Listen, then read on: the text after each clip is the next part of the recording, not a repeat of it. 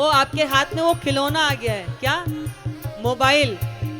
ये अंगूठा तो ऐसा लगता है जैसे मोबाइल के लिए ही बना था, चलाने के लिए। आंख खुलेगी नहीं ढंग से, आंखों की मलिनता, उसकी गीड़ गंदगी भी ढंग से साफ नहीं होती। सबसे पहले आसपास मोबाइल देखते हैं कि मोबाइल कहाँ है। सुबह से आपका वो सारा टाइम कंज्यूम करना शुरू कर देता है, हाँ, व्हाट्सएप पे, फेसबुक पर। भगवान का नाम नहीं आता। आप कब कथा में जाने के लिए सोचेंगे 7 दिन कथा चलेगी, किसी दिन चले जाएंगे, अरे गर्ग जी के साथ बड़ा अच्छा व्यवहार है, कहेंगे कि फलाना नहीं आया था, दिखा, एक दिन शक्ल दिखाए आएंगे जाकर के। तो गर्ग जी पे आके एहसान करोगे क्या? कथा किसके लिए है? गर्ग जी के लिए नहीं है। वो तो गर्ग जी को भगवान की प्रेरणा है कि वो अपने अपनों के लिए, कल्याण के लिए, सृष्टि के कल्याण के लिए भगवान ने चुनाव कर दिया। पर कथा तो जीव के कल्याण के लिए है, ये हम सब के कल्याण के लिए है। हम अपना समय घंटों घंटों मोबाइल में व्यतीत कर देते हैं। विवाह हो जाए बेटे बेटी का तो बहू से पूछेंगे क्या हो रहा है, बेटी से पूछेंगे क्या हो रहा है, भोजन में क्या बनाया, क्या पहना, क्या खाया। और वो सहेलियां बन जाएंगी, किट्टी पार्टी की चिंता। और घर में शादी विवाह का महोत्सव हो जाए तो विवाह होगा 1 साल बाद, उसकी 1 साल पहले ही चिंता कि फलाने समय क्या पहनना है, हल्दी में क्या पहनना है, टीके पे क्या पहनना है।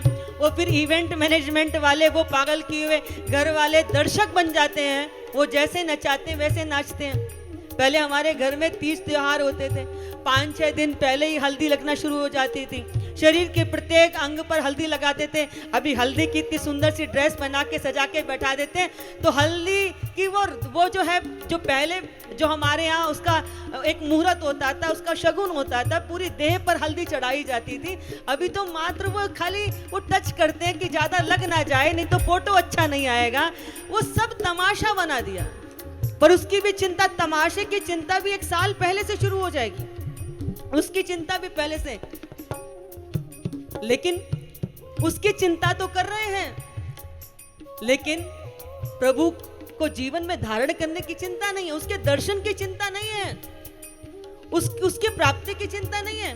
पुत्र पुत्री विद्यालय से 1 घंटे भी विलंब से आए तो प्राण उखड़ने लग जाते हैं। द्वार पर जाते हैं, फोन करते हैं, अभी तक बच्चे नहीं आए। चौराहे पे जाके देखते हैं, बार बार पूछेंगे कहाँ गए।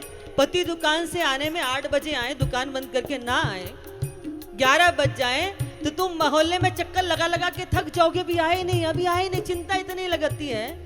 कभी ऐसी चिंता भगवान को पाने के लिए लगी है? बताइए ना मुझे, ऐसी चिंता लगी है कभी? अब आप कहते हो इतनी तो रोज पूजा करते हैं, नारियल चढ़ाते हैं, भगवान के दर्शन करने आते हैं, करके आते हैं, लेकिन हमें तो भगवान के दर्शन हुए नहीं। अरे जितनी चिंता तुमने इन 30 त्योहारों की करी, इतने झूठे तमाशों की करी, इतनी सहज हृदय से पुकार तुमने कभी परमात्मा को पाने की क्या उसके दर्शन करने की ऐसी ही आपके भीतर से प्रबल जिज्ञासा पैदा हुई? वो मुझे इस पर एक बात याद आ रही है कि एक शिष्य ना, उसको बहुत लगा पड़ा था कि सब लोग दीक्षा लेते हैं, मुझे भी दीक्षा लेनी है, मुझे भी गुरु धारण करने हैं। कहते हैं कि जब तक जीवन में गुरु धारण ना करो तो फिर दान पुण्य कितना भी करो उसका फल प्राप्त नहीं होता।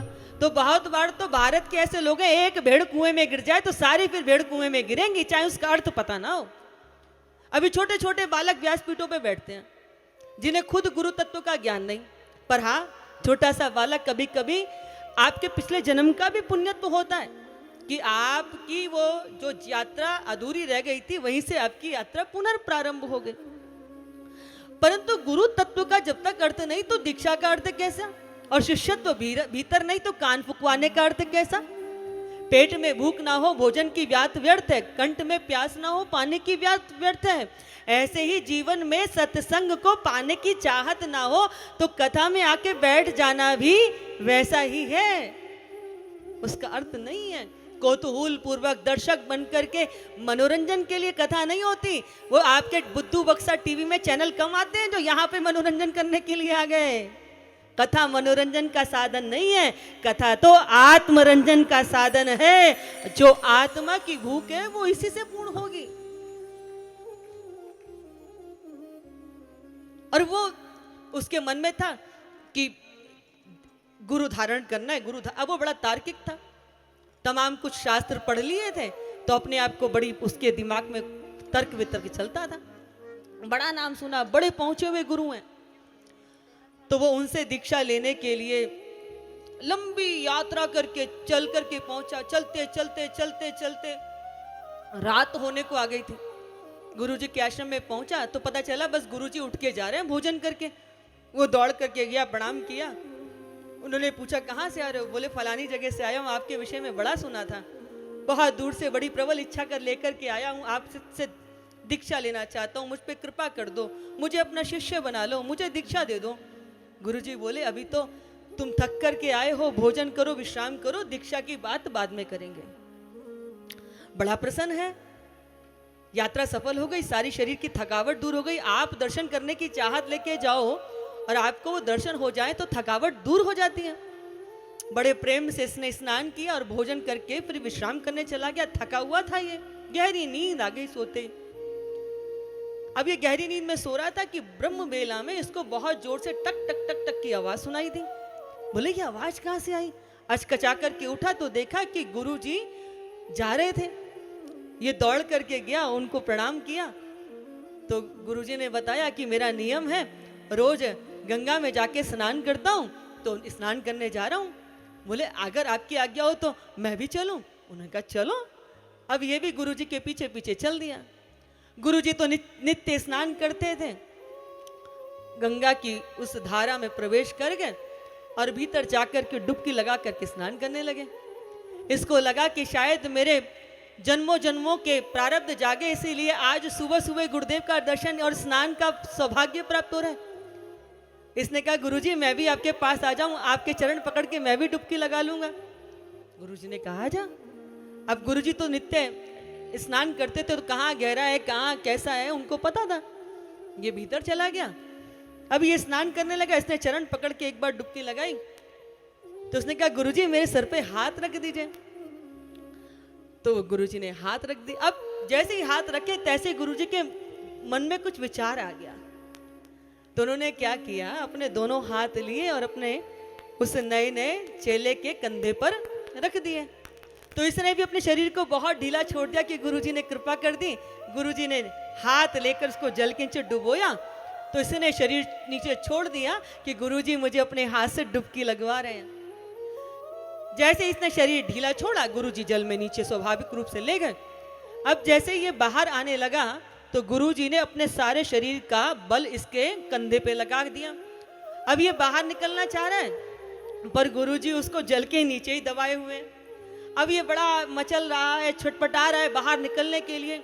ये जितना बाहर निकलने के लिए दम लगा रहा है, गुरुदेव उतना ही दम इसे नीचे रखने में लगा रहे हैं। अब तो ये झटपटाने लगा। कुछ देर के बाद गुरुजी ने अपने दोनों हाथ हटाए, ये झटपटा करके बाहर निकला। सांस पे सांस चढ़ी पड़ी थी, नाक से पानी, आंख से पानी, मुंह से पानी, पानी पानी। तो गुरुजी से कहते हैं कि ये बता, जब मैंने तुझे पानी में डुबोया था तो तेरे मन में क्या चल रहा था? सांस पे सांस चढ़ी हुई थी। सांस जब थमी तो मन में सोचने लगा कि कौन से गुरु के पास आ गया। मैंने तो सोचा था कि इनके पास जाके जीवन धन्य हो जाएगा, पर ये कौन से गुरु जो मुझे मारने पे तुले तो और मुझसे पूछ रहे हैं कि तुझे कैसा लग रहा था। तो ये बड़बड़ाने लगा, बोले मुझे क्या पता था कि आप ऐसे हो जो मुझे जल में डुबो के मार देना चाहते थे, और मुझसे पूछ रहे हैं कि मेरे मन में क्या चल रहा था। अरे मेरे मन में तो बस एक ही भाव था कि कैसे इन क्रूर पंजों से छूटकर जीवन की एक नई सांस को पा जाऊं। तो गुरुजी मुस्कुराने लगे, बोले बस मैं तुझे यही बताना चाहता था कि जैसे तू जीवन की एक नई सांस को पाने के लिए अधीर हो गया, जिस दिन तू उस परमात्मा को जानने के लिए अधीर हो जाएगा, कहीं भटकना नहीं पड़ेगा, जहां चाहेगा उसका दीदार हो सकता है। क्योंकि पाने के लिए तो वहां जाना पड़ता है जो दूर हो, जो भीतर ही जो घट घट में समाया हो, उसे पाने के लिए जाना नहीं पड़ता, उसे जानना पड़ता है। परमात्मा को पाना नहीं है, जानना है।